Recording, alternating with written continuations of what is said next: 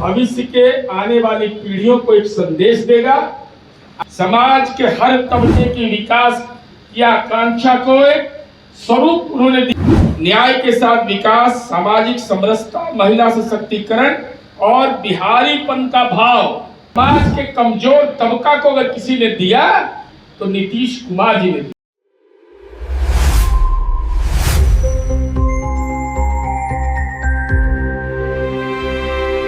पूर्व मुख्यमंत्री नीतीश कुमार ने जो दो दशकों में कार्य किए थे उनको संकलन करने का काम नीरज कुमार कर रहे हैं। जी हाँ, डिजिटल प्लेटफॉर्म के माध्यम से आज प्रेस विज्ञापित रखा हुआ था और उन्होंने नीतीश कुमार के जो 2 दशकों का कार्य है सामाजिक तौर पर और राजनीतिक तौर पर और जो बिहार के विकास के तौर पर जो कार्य है उन्हें संकलन करने का नीतीश कुमार के जो कार्य है उनके संकलन करने का काम नीरज कुमार एमएलसी प्रेस विज्ञापित के माध्यम से कर रहे हैं। देखिए क्या कुछ कहा है नीतीश कुमार के कार्यों को लेकर और साथ ही साथ यह डिजिटल प्लेटफॉर्म को लेकर भी क्या कुछ कहा है। श्रुतिधर, कुंदन कुमार, शशिकांत कुमार, ऋषु कुमार, हमने ये तय किया है कि नीतीश आर्काइव एक सार्वजनिक व ऐतिहासिक दस्तावेज का ये अभियान है। इसकी आधिकारिक शुरुआत हम आज कर रहे हैं और आपने देखा होगा कि इस बैनर में हमने लोगो भी दिया है। इसमें साथ ही साथ डिटेल फेसबुक से लेकर करके, ट्विटर से लेकर करके, इंस्टाग्राम से लेकर के नंबर सहित सारा चीज हमने सार्वजनिक किया है। यह एक ऐसा वेबसाइट, यूट्यूब चैनल एवं सोशल मीडिया प्लेटफॉर्म नहीं है, बल्कि एक गंभीर सार्वजनिक दस्तावेजी अभियान है जिसका उद्देश्य पूर्व मुख्यमंत्री नीतीश कुमार जी के जीवन, विचार, राजनीतिक यात्रा, प्रशासनिक निर्णय और सामाजिक बदलाव से जुड़ी हर महत्वपूर्ण स्मृति को संजोना और संरक्षित करना है। हमारा प्रयास है कि आने वाली जो पीढ़ी है वह बिहार के सामाजिक, राजनीतिक, विकासात्मक परिवर्तन को समझे और उसको एक प्रमाणिक, व्यवस्थित और डिजिटल अभिलेख मौजूद हो।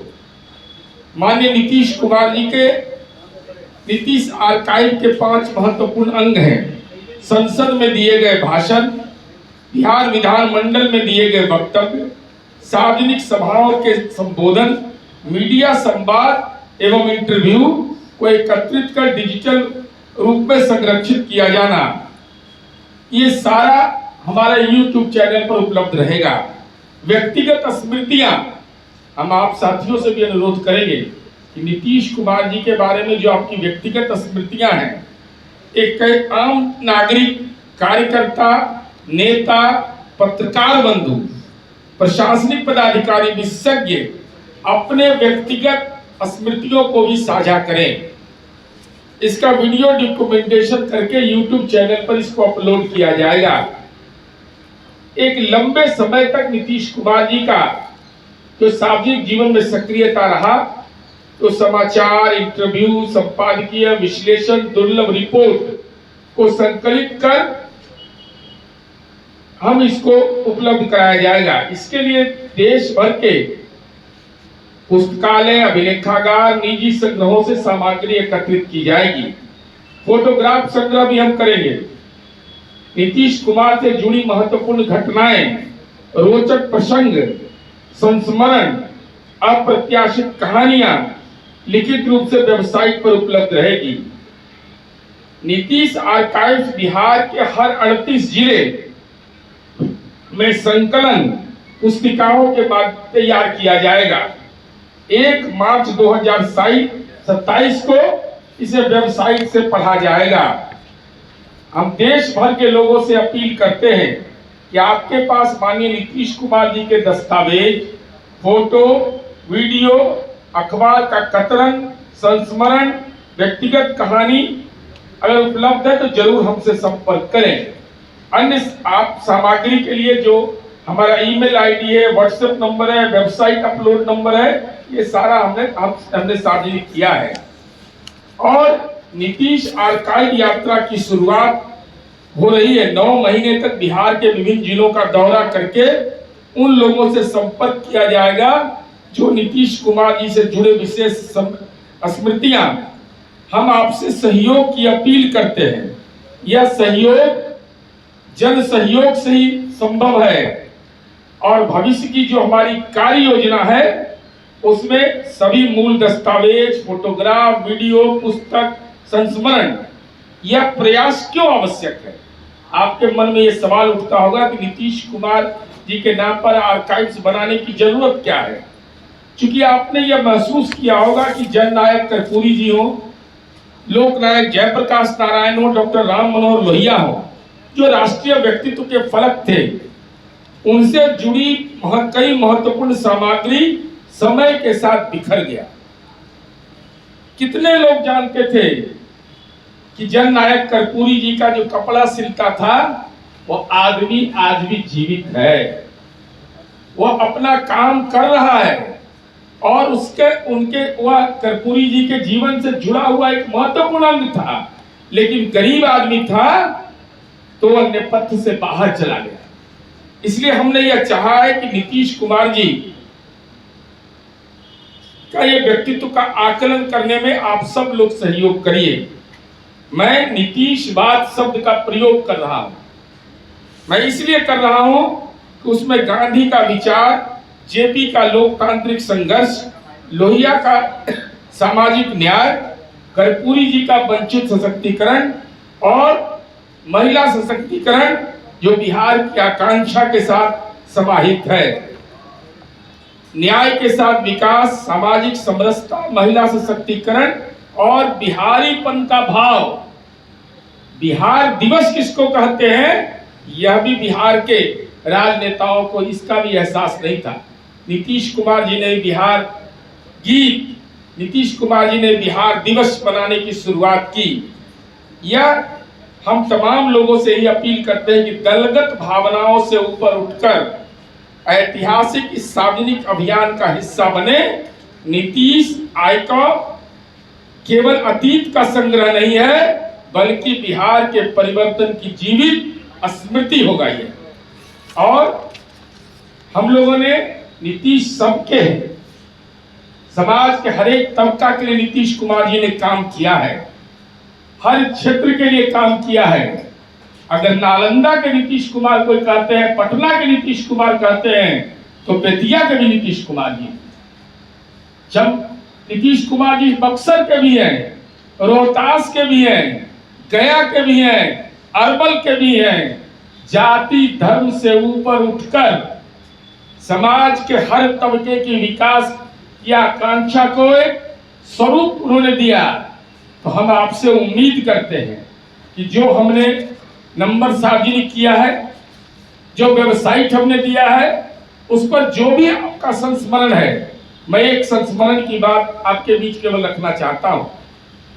अभी आपने देखा होगा नीतीश कुमार जी जब यात्रा कर रहे थे तो आरा का एक बुजुर्ग व्यक्ति नारा लगा रहा था। वहीं से मेरे दिमाग में ये परिकल्पना आई। वो कह रहा था कि काहे जो छोड़ के जाता नहीं, न छोड़ के जाई। तो मैंने उस व्यक्ति से संपर्क किया। वह व्यक्ति से जब मैंने रात में बात किया तो मैंने पूछा कि आपकी उम्र कितनी है। तो उन्होंने कहा कि 77 वर्ष उम्र है। 74 के आंदोलन में मैं पिछड़ा समुदाय का हूं। मुझे ऐसा लगता है कि नीतीश कुमार जैसा कोई राजनेता इस बिहार को नहीं मिला जिसने हमको चैन और सुकून के साथ, सम्मान के साथ जीने के लिए, कार्य के लिए जो ताकत हमको दिया। तो हमें एहसास हुआ कि लगा रही ये तो बहुत बड़ी बात कह रहे हैं ये। इसके अलावा एक घटनाक्रम और बता रहा हूं।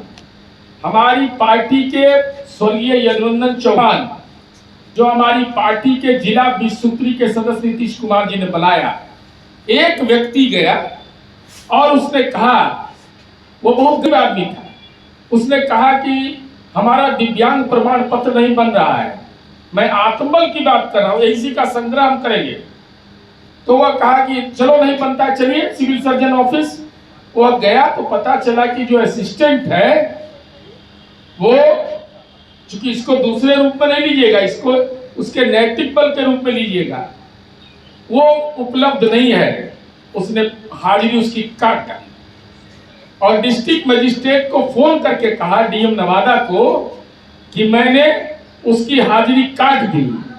तो उसने कहा वो अति पिछड़ा समुदाय का है कि आपने कैसे हाजिरी काट दी, आपको किसने अधिकार दिया है?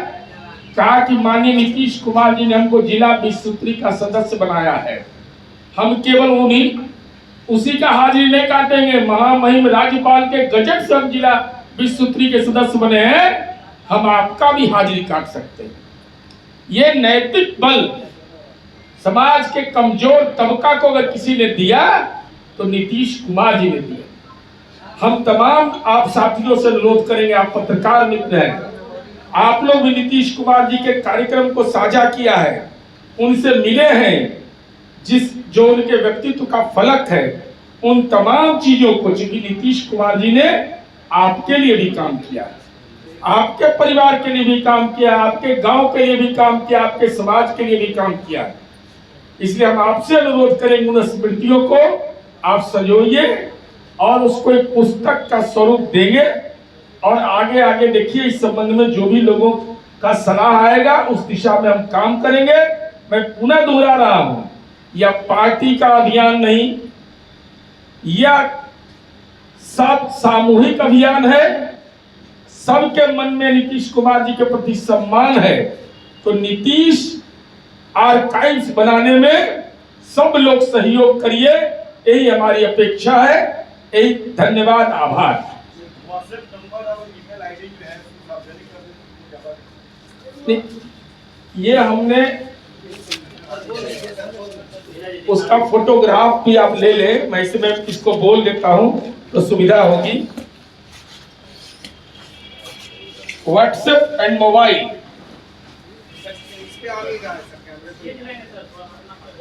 इसको ऊपर करवा दें। 7261 068964। ये स्कैन करने पर भी आ जाएगा सब कुछ। फोन नंबर 0612 मैं रिपीट कर रहा हूं, 4062645 4062465। Website https://NITISH archives.com। Facebook https://facebook.com/Nitish Archive। Instagram https://www.instagram.com/Nitish Archive Bihar.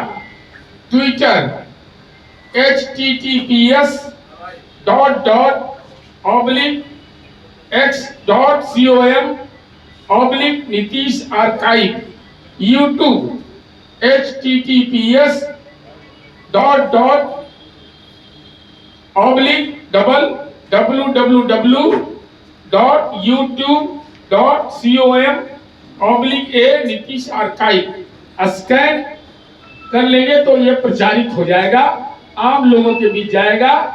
आपका सहयोग सबसे बड़ा है, जितने लोगों तक आप पहुंचाइएगा, ये बिहार की सेवा है, ये आम लोगों के मन के अंदर में जो भाव है उसका भी रिफ्लेक्शन होगा। हम आप मीडिया के साथियों से अनुरोध करेंगे, हम इसको भेज भी देंगे, लेकिन आप विनम्र प्रार्थना आपसे करेंगे कि इसको प्रचारित व प्रसारित करिए। सभी जिलों में ये होर्डिंग लगाएंगे सर, दिखा दीजिए। बिल्कुल, हर एक जिले में इसको लेंगे और जो भी मेरा अपना व्यक्तिगत संपर्क है वहां तक पहुंचाएंगे इसको। लेकिन संस्मरण आपके पास है, कैसा आपका गांव था, कैसे विकास हुआ, कैसे गरीब आदमी को भी न्याय मिल जाता था, कैसे समाज में तनाव घट गया, कैसे नई पीढ़ी को हमने रोजगार के अवसर दिए जो सोच भी नहीं सकता था, कोई पढ़ने का उपाय उसका नहीं था।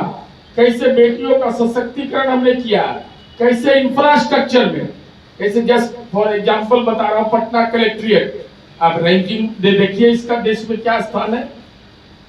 आप देख लीजिए हमारा बिहार संग्रहालय, पटेल भवन, इमरजेंसी लैंडिंग का उपाय किया गया है।